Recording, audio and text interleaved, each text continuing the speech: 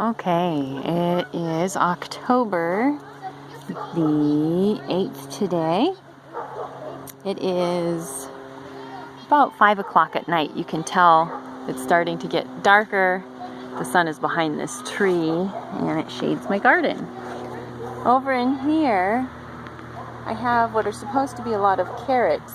But you see all these seedlings. I think these seedlings might be my Claytonia seedlings, which are awesome because I'm pregnant and I have been very ill, and I have not gotten out here to plant a lot of my fall crop as I would like to normally do. And so it looks like nature has taken care of it for me so that we can have some food for the winter.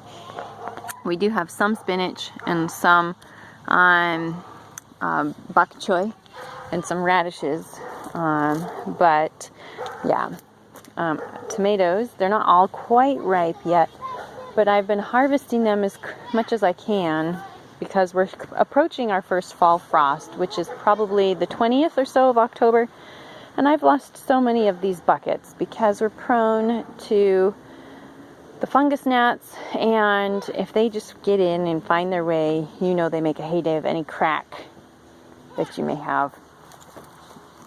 Over here I have some broccoli, and then I have some Asian greens, and then I have some peas over here, and some sort of mushroom that's just happy and chilling out. I have my Brussels sprouts, which I'm getting excited to eat. And this is our ink and ground cherry or golden berry. And, oh, I do see one, maybe. Oh, there is one. Our voles have been eating pretty much all of these, so we haven't gotten hardly any of them. I do have powdery mildew. It's really common this time of year. I don't know if you can see how bad this one has it. It's just almost nearly impossible to control because I have it everywhere.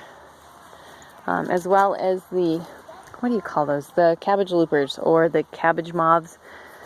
So I go and I look for holes and frass, and especially up in here, and you kind of got to unfurl the leaves. And my daughter and I picked off at least 7 per plant the other day, and I did spray some BT.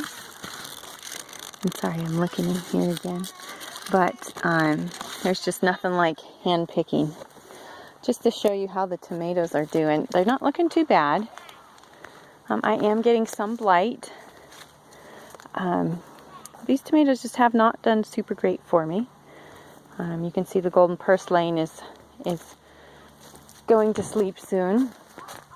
I have one other eggplant that may or may not make it in time. This is the only one that put out anything. A lot of our beans, we were too late to harvest them because we went camping, and so we're going to just let them all get big and dry, and we're going to have dried beans. The rabbits have been in my garden.